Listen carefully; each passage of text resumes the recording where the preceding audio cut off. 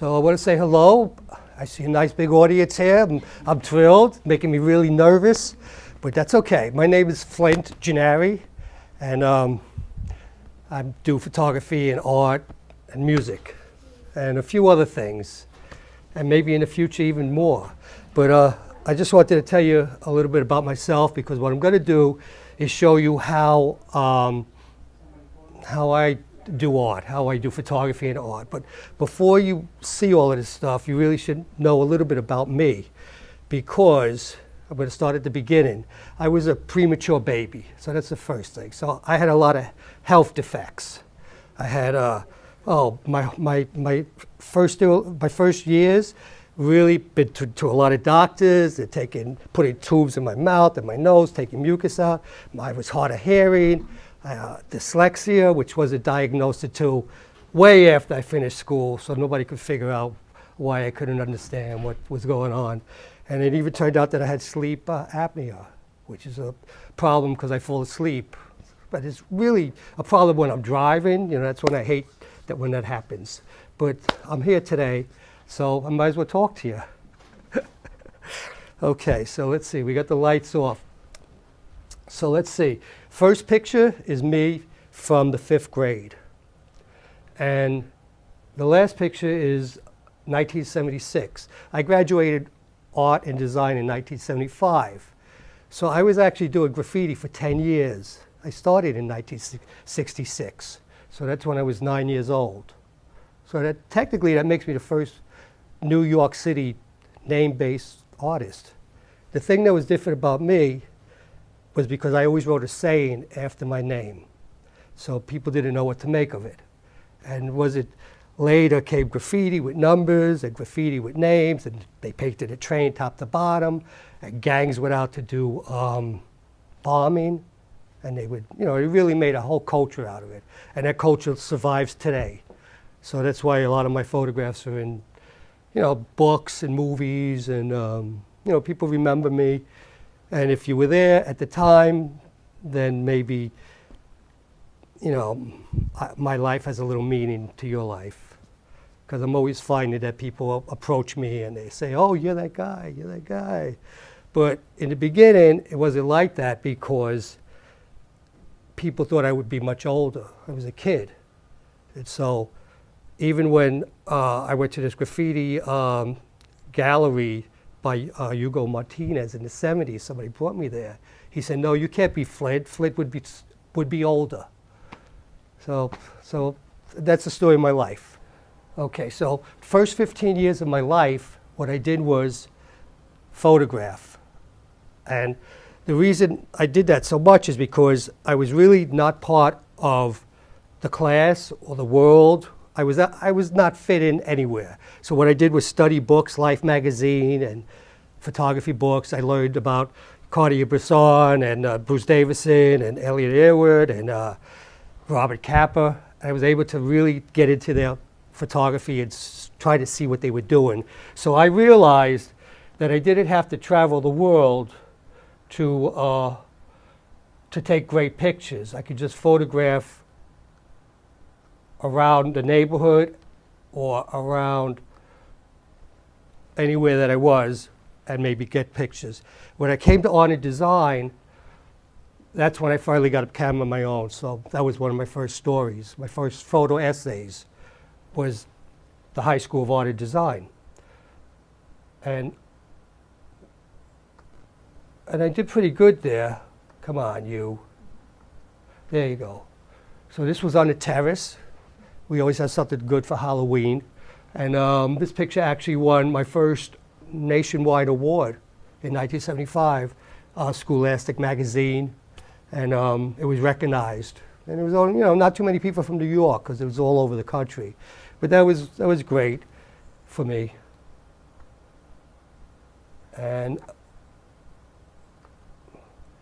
But I just liked roaming the streets, capturing pictures unaware, not posing anything, slice of life.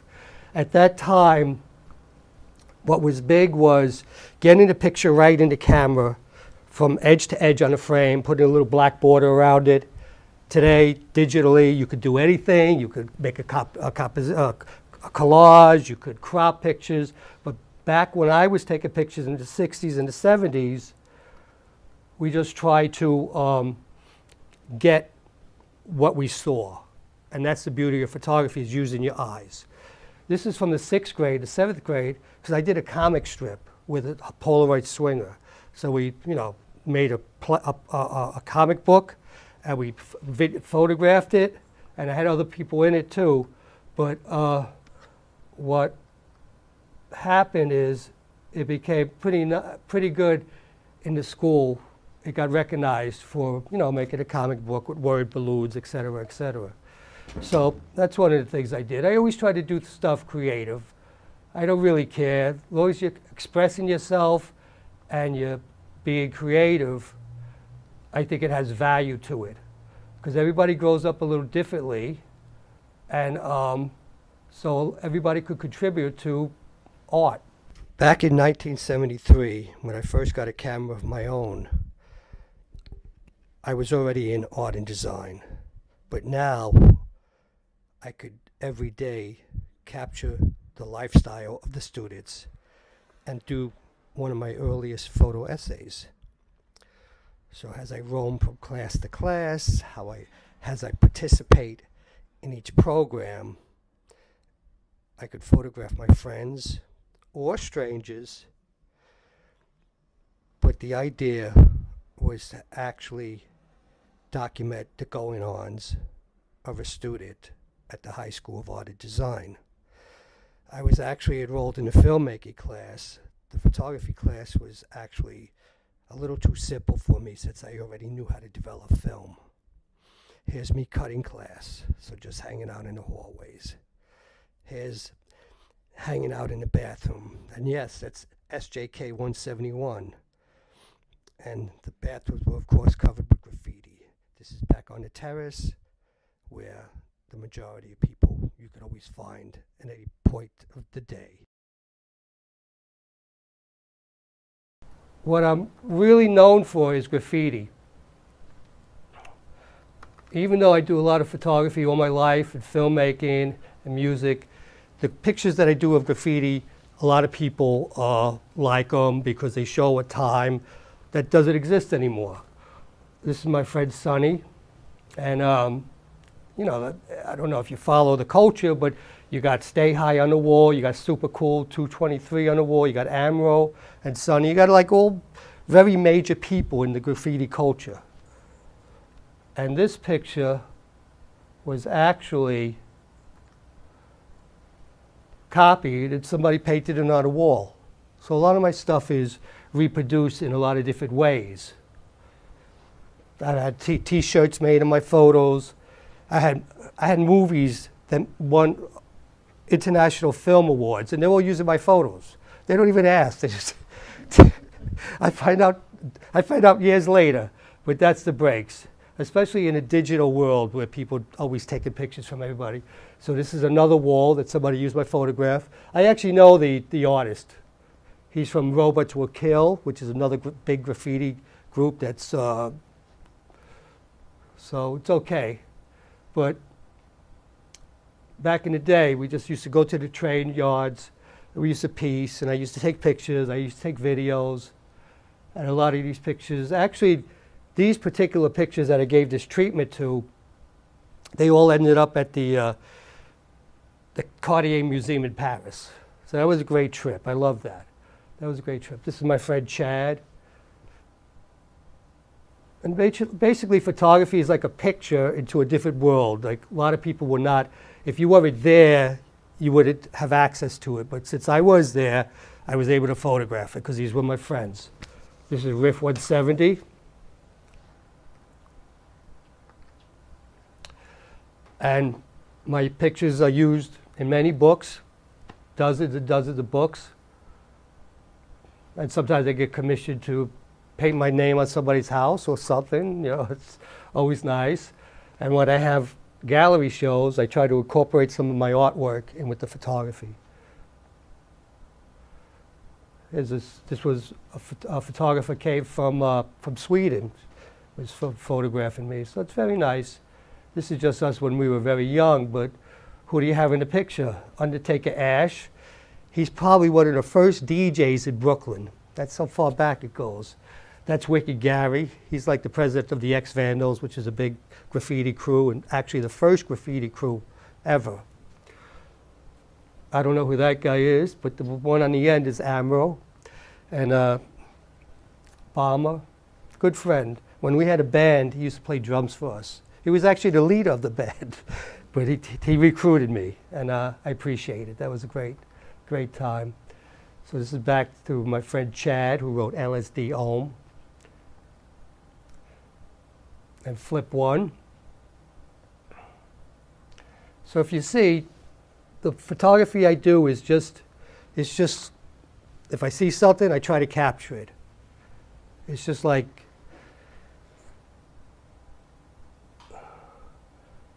so a lot of people have made a lot of money off of graffiti photographs, especially if they're doing the ones in color. I'm sure you've seen all the books. So I just did black and white because I see things in black and white. It's more dynamic. I'm just trying to capture real life.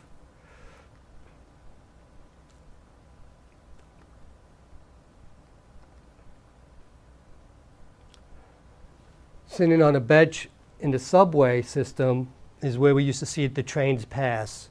I used to see our names and point them out, and people would take pictures, and that was always a big thing. Almost any day of the week, you could find graffiti artists sitting on a bench looking at the trains go by to see their work, to see their name go by.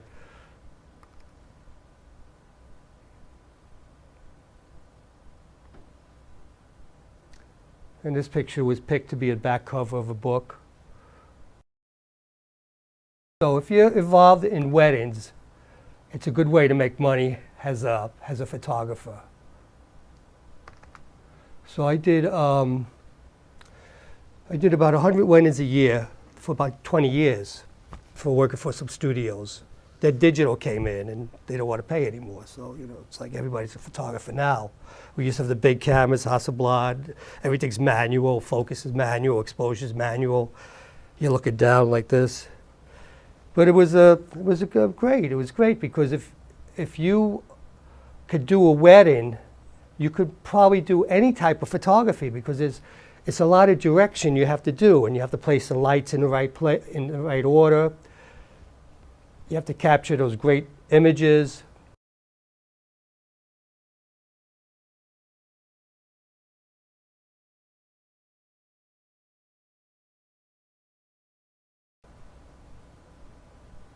I talked this couple into going into the ocean after their wedding. The 50th anniversary, any kind of party. I don't turn anything down. This is just they're praying over this fella. Yeah. So any kind of event, I like to go around and see what's happening in the world. I'm sort of fascinated by everything, and I like to drive all over. I don't care if I get lost because I can always find something to photograph. So it's wonderful to see the world with fresh eyes.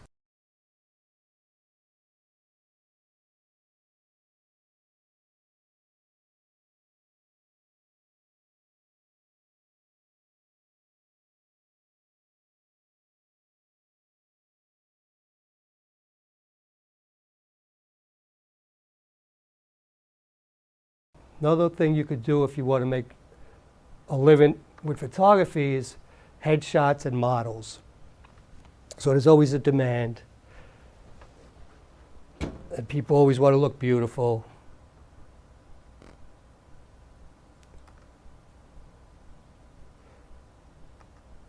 I've had 3 studios. Now I just work out of my house, but it was a lot of fun. So I do all kind of pictures of females in various forms of undress.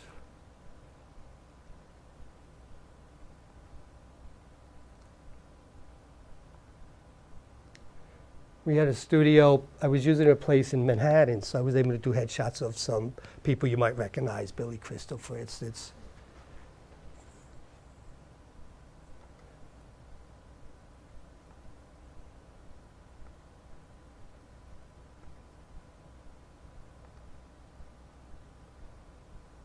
another actor, Tony Sirico, I think it is.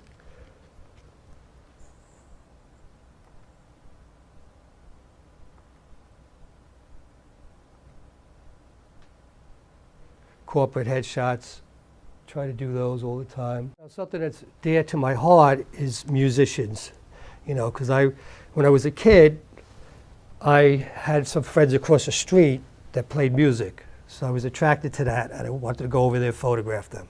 So I did, and that's how I learned how to play guitar, actually, you know, by spending a lot of time with them. And it was a little hard for me, but, you know, you don't give up. You don't give up. I mean, a lot of people give up playing guitar because your hand hurts, your fingers are too big. There's a lot of excuses. And I don't blame them. It's not easy. But if you want to do something, then, I mean, it's such a good feeling to be dancing on a stage, you know, and singing. And even what I like to do is write songs and do original music. This is just a self-portrait in a house I had in Staten Island. I could see my enlarger in the back. I moved there in 1977, so that's probably just about that time. These are with my kids, so they play music also. And that's also a great experience to play music with your children. But I do photograph musicians whenever possible, and sometimes I hook it up a little bit, using some Photoshop, make it a little more interesting.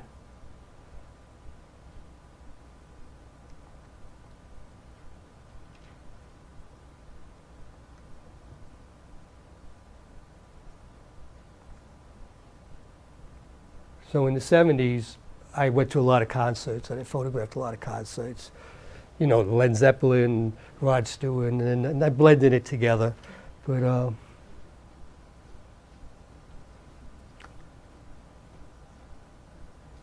jazz is one of my favorite types of music to listen to. I listen to it all the time, actually. I grew up with rock, and I could play rock, because jazz is a little more complicated, but I really enjoyed listening to it.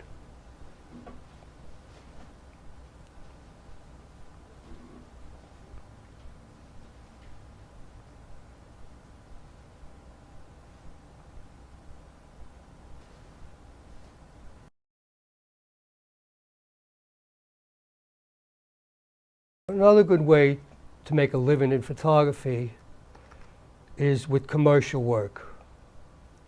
So this is Miami. I do travel photography whenever I can.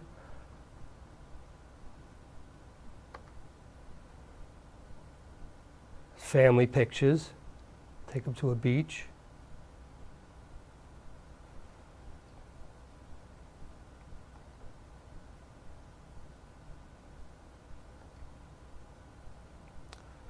And, you know, big production photographs too. You know, I actually used like 10 lights on this. I lit up every face. You know, because, you know, advertising campaigns, that's really nice to get. You know, for about 8 years I was doing a lot of ad campaigns, and they make billboards out of it, and they wrap cars with it.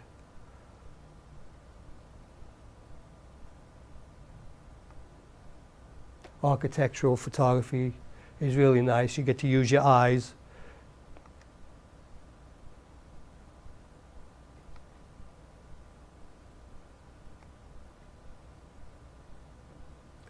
So today with Photoshop, you could make little, like an illustration. You don't have to give like a straight photo anymore. Everything's accepted. Today you could get away with anything. Family portraits. Group shots. We do a lot of group shots.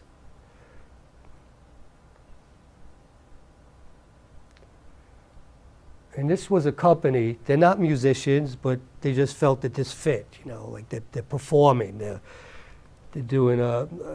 So this came out really great because you know, we had to get all the instruments. We had to get the stage. We had the CEO was the conductor.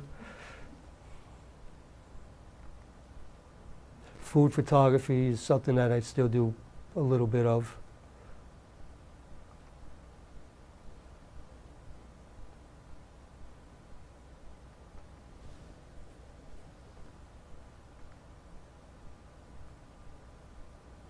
Her company makes cupcakes.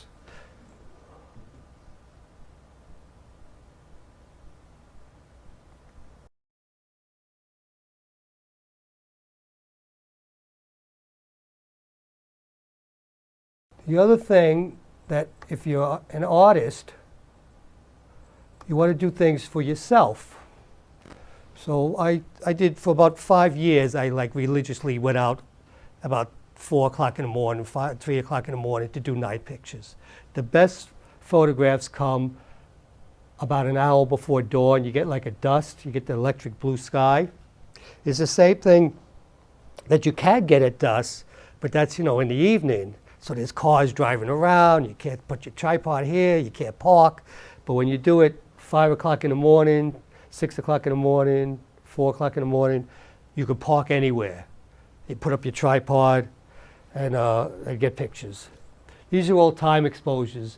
Now, back in the day, we used to have to, have a tripod and cable release and all of that. Today, with the digital film, it takes the light better, so you might be able to hand hold it, do some pictures. But I don't know if you can see the screen here, how different it looks from up there. So I'm sorry about that. The room would have to be darker, I think, to get the true colors. Because what happens with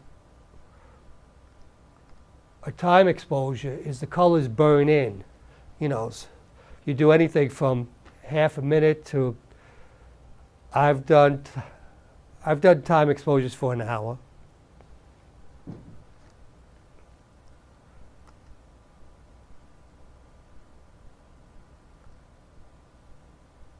And this one is right here where the tram is, right by 2nd Avenue.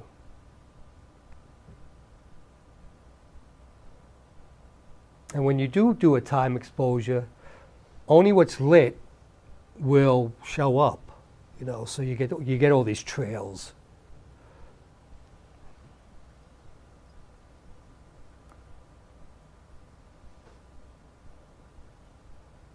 Like you can see in a traffic light, all the lights are lit. It's like it's going through the cycles.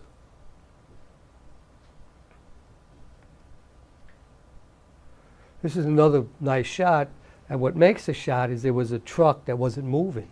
So all the cars are going, and that's stuck, that's staying there.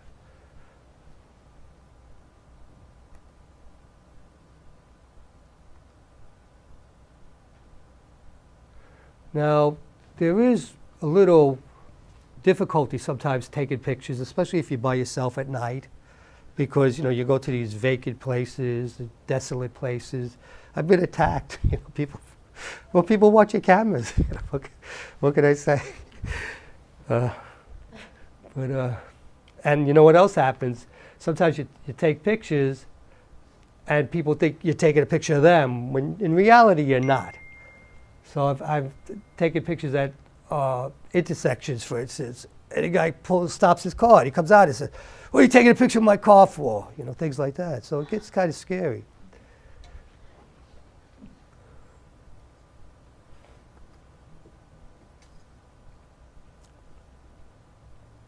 But there is a beauty at going out in the morning at that time, because during the day, the sky might just look white. And, it's like, why should people take pictures during the day at all? That's what I used to think back then. A car chase in front of the Spy store. So.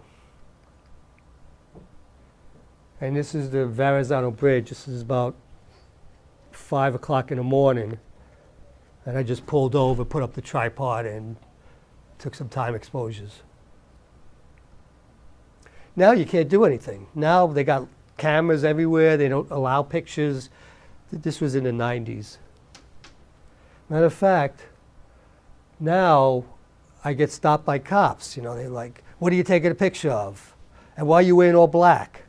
And what else?" And they start, it's like, "Why are you taking a picture?" "Because I have a camera." "What are you taking, what picture? Why are you doing that?" "Because that's what cameras are for." It's like, it's like dumb. And then, but that's what happens. So as a result of going out at night and seeing what lights could do in the darkness, I've actually learned how to do light painting. And maybe some of you know, light painting today is very big. They actually sell a lot of tools so you could do light painting. But I used to do it with a flashlight. And I still got pretty good results. She was sleeping, and I'm glad I didn't wake her. But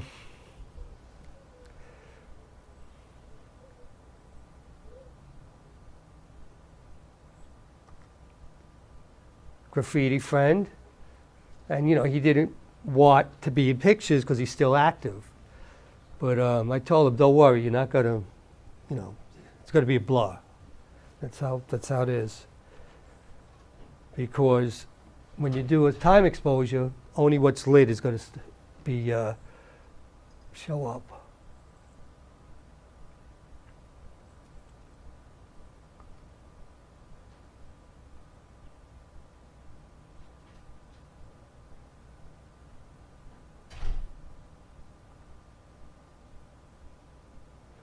So I actually got this light painting done by actually putting a flash right on his body and firing it.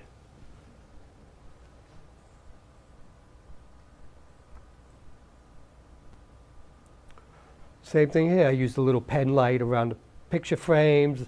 I lit up upstairs. I lit up the other room. And I put the flash on the wall itself. And when it came out of the strobe, it made that little light. So there's a lot of fun things you could do.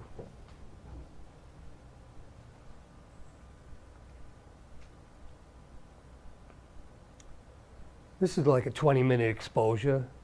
Actually, I got caught. I could see myself in the back. I was lighting it back at him, and it fired. And this fellow walked in, and then I lit him up also.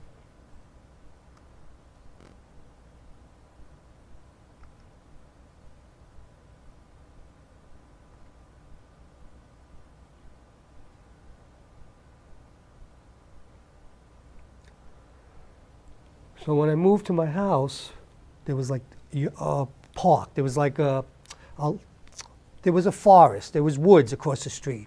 But of course, any place there's land, they're going to develop.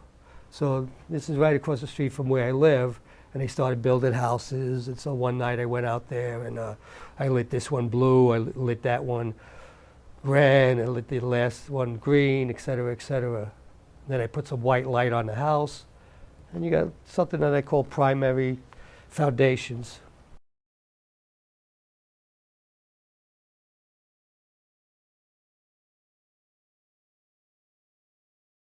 These are total strangers. I was lighting up the wall behind them, and they said, "What are you doing?" And so I said, "Well, stand here for a second, I'll show you." And I took a flash, I went all around them. The yellow gel fell off, and I kept going with the white light around her. And that's called starstruck lovers.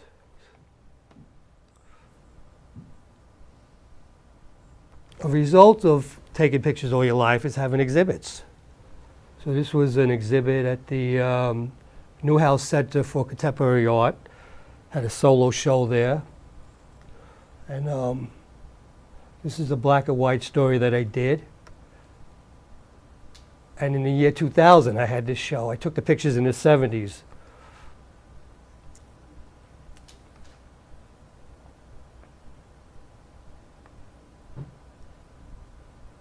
Well, you can see the fella had a little bit of a problem, but the show was great. I had artifacts from the shop that he worked there. This is the year 2000. It was really nice. It actually was written up by New York Magazine because it showed a gritty side of New York.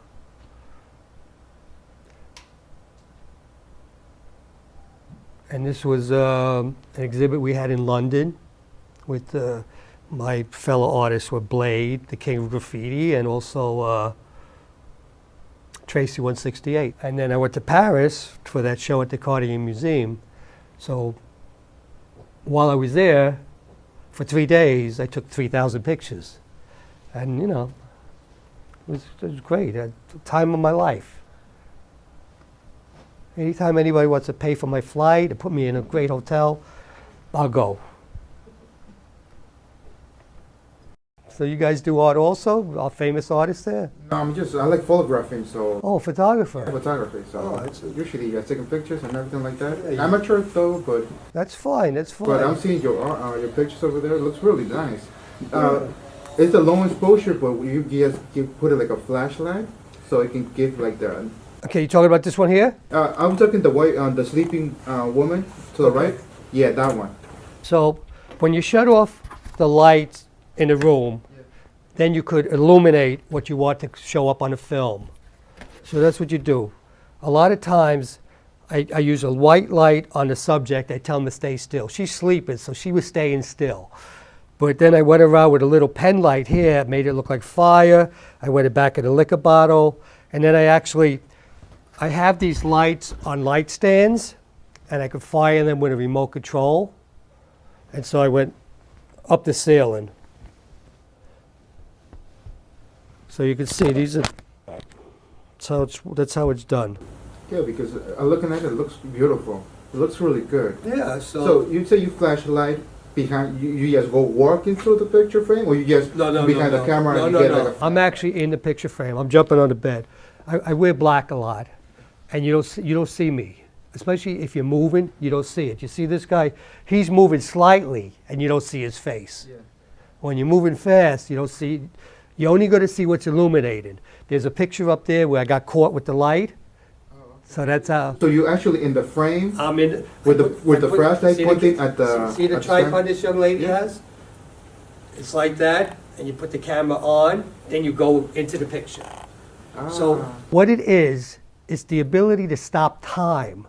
You're going into the picture, and you stop time. It's like you're doing all of these things, but they don't show up, and then you got a nice reward at the end. So when I was doing this with film, it was harder than today, because today you look at the back of the camera and you could see if it came out or not. I had to wait until I get the film back from the lab to see if I was successful or not.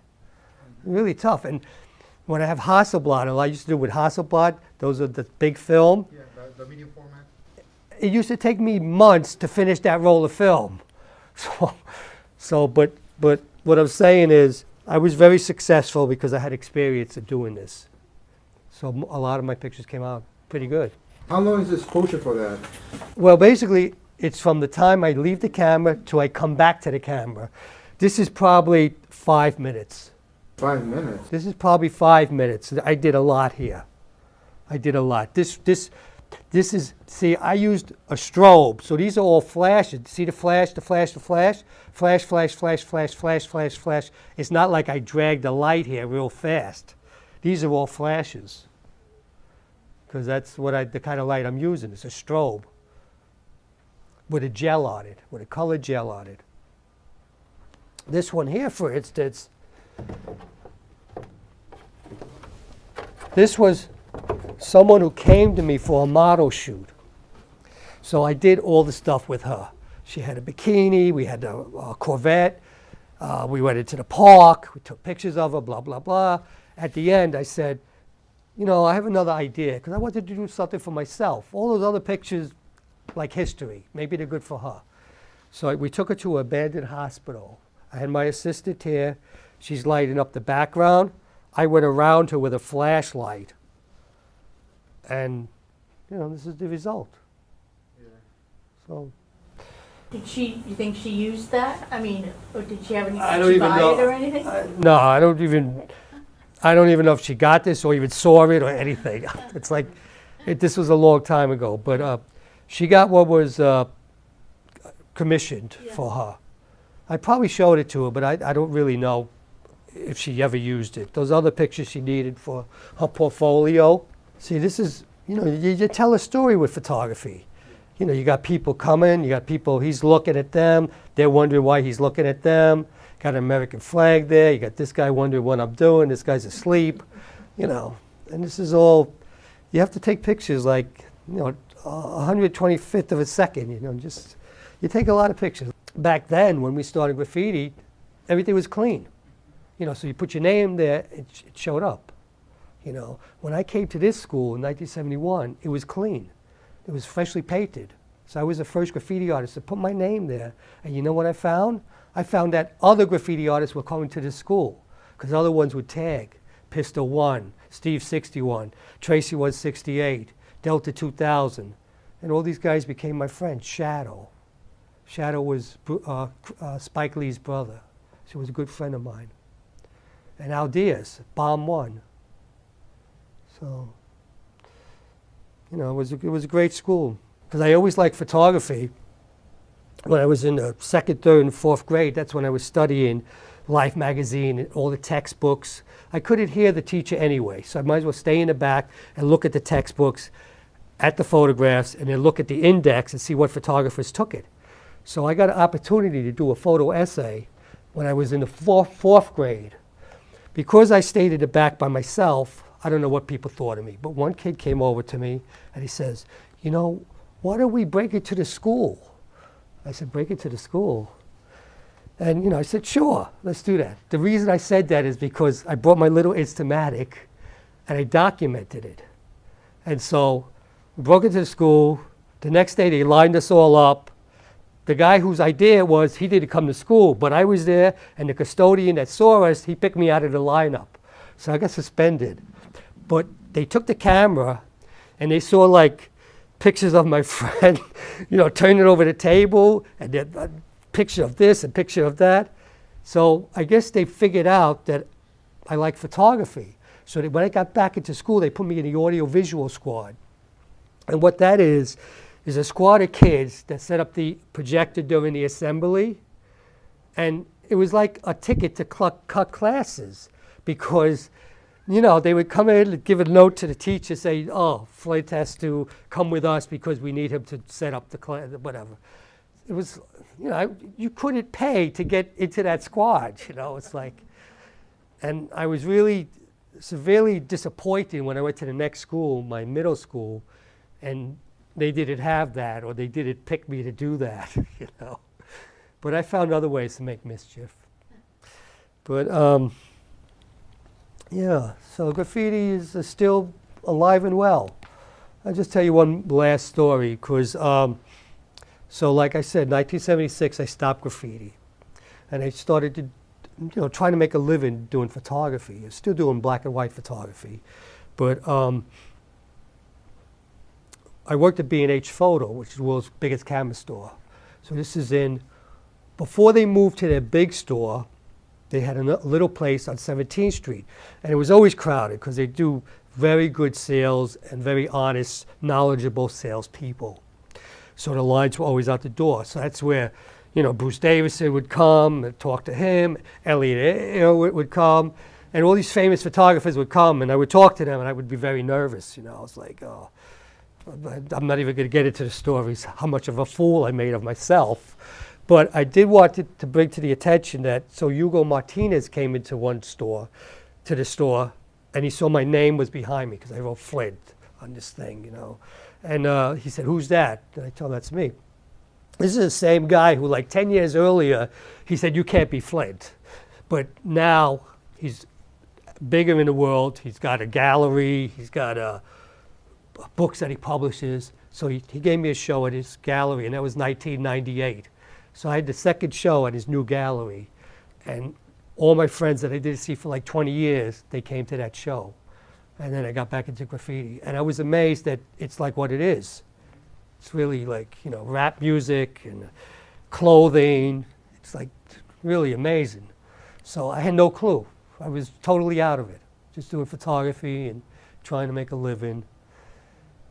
And the reason I got into weddings is because I was trying to make a living with the black and white photography, but that's hard. Life magazine is closed. All these photo agencies have closed. So when I got married, I asked my wedding photographer, I said, that looks like fun, you know, maybe I could be your apprentice for a year or something. And I did.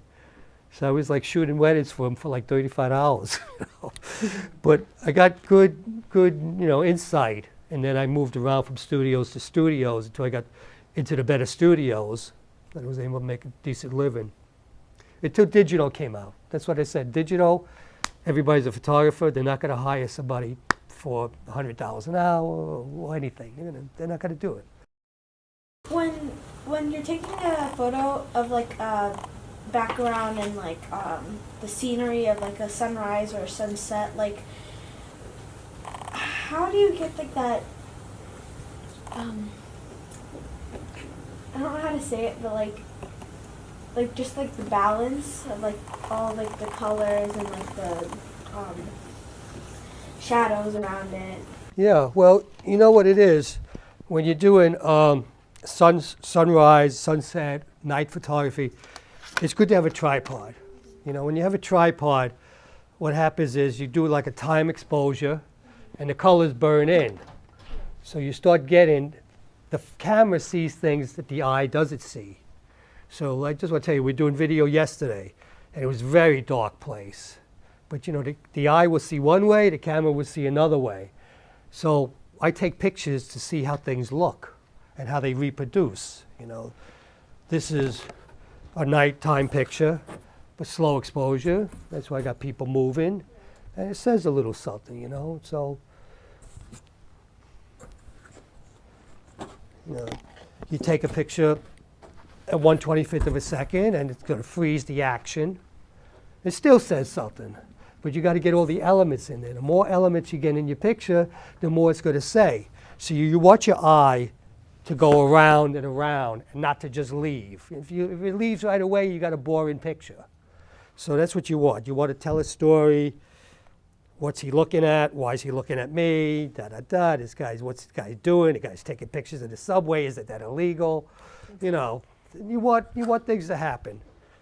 So the more elements you have, chances are you're going to have a successful picture. The other thing you look for, this is called the leading line. You see the line comes from the corner and it leads right into the picture. So it takes your eye right to the center. Yeah.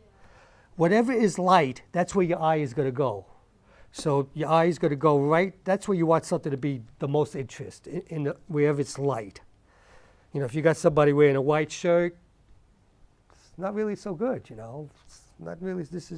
Backlit is better. You know, you get a little bit of the detail, leaves a little bit to the imagination, but you could tell they're a little scared because this guy's watching. He's got a toothpick in his mouth. He's like got a knife and a gun. Who knows what? You know, New York subway. You know, so you be careful out there.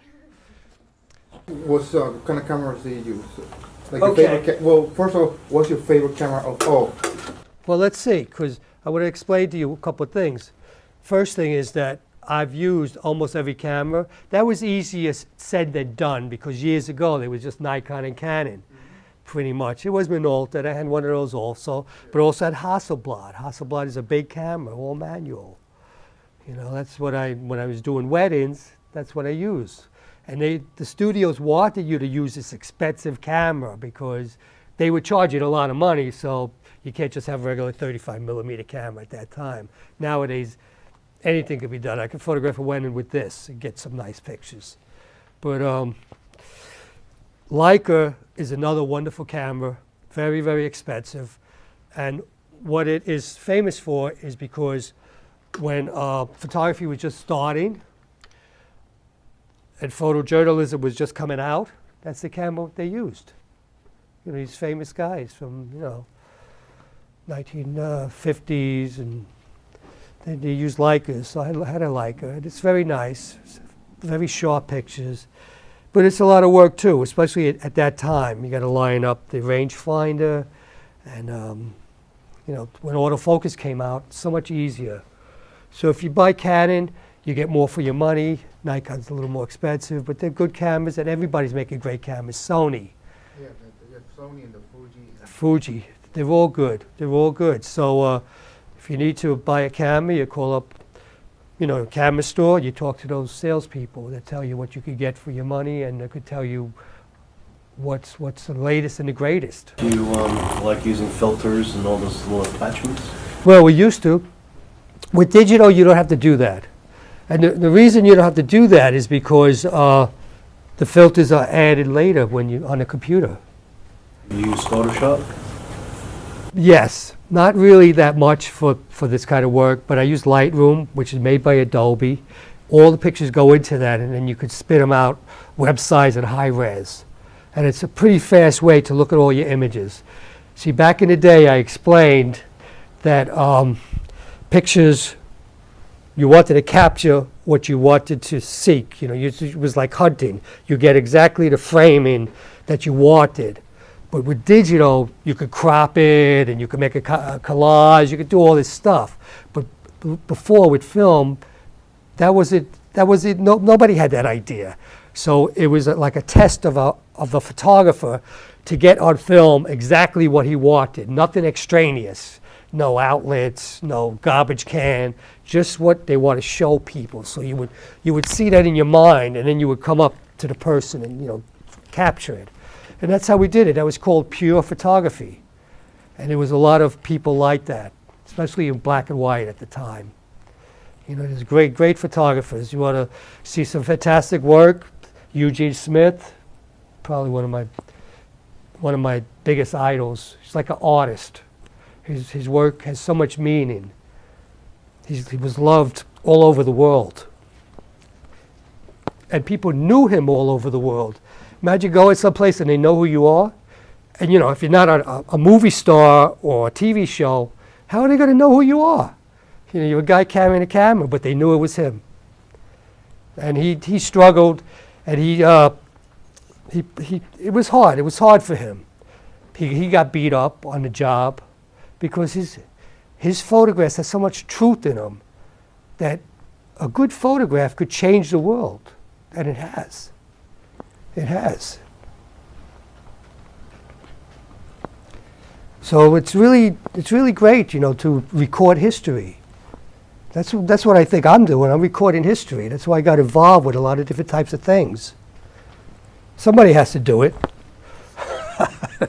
Well, with digital, though, so you keep taking pictures, you can't throw them away. You keep saving them and saving them. It is a problem because I have so many pictures on my phone. I mean, just for this, you missed the presentation, but just to find those pictures took me like forever.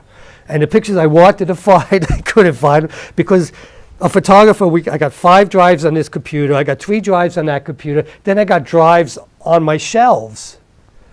And it's not that easy to find things that you want. I mean, you know, if you have more time to prepare, but I wait till the last minute. So I was like doing it this morning, doing it a couple of days ago.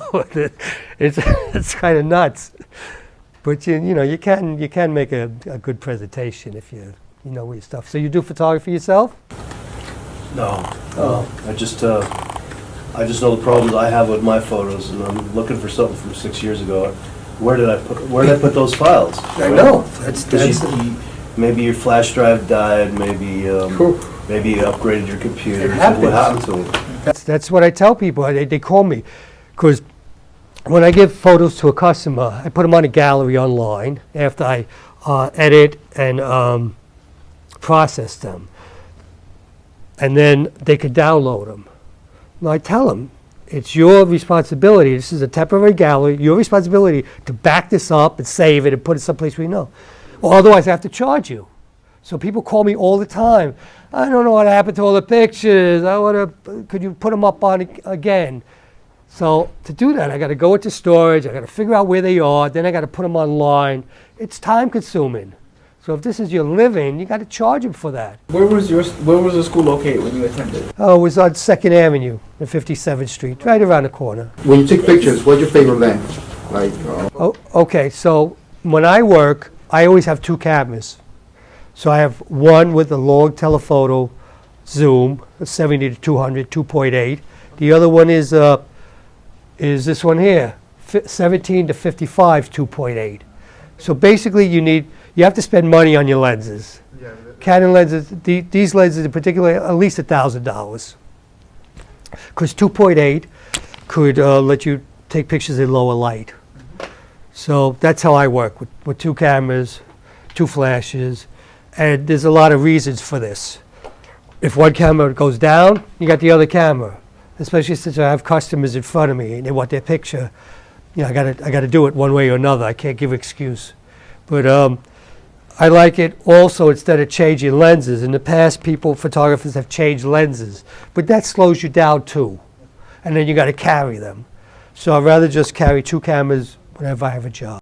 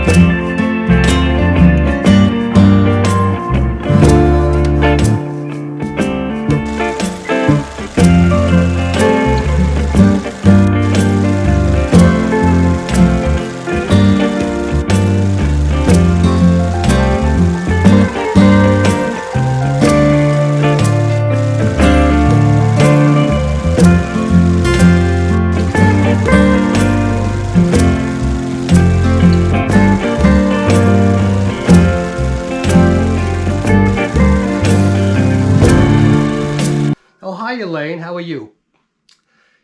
The next show at your gallery starts in February, and you're only presenting images of the Mardi Gras? No, that sounds great. Of course I got paintings of the Mardi Gras.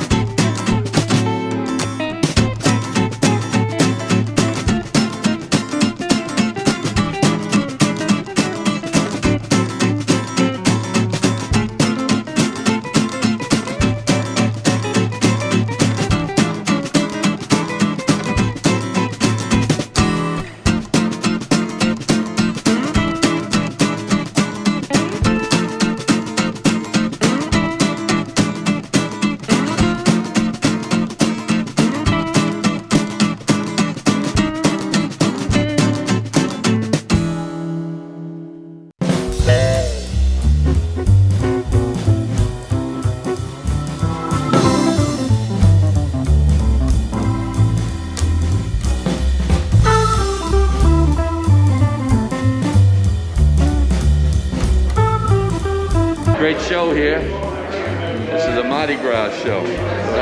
Everybody's having a good time. Nice to be here.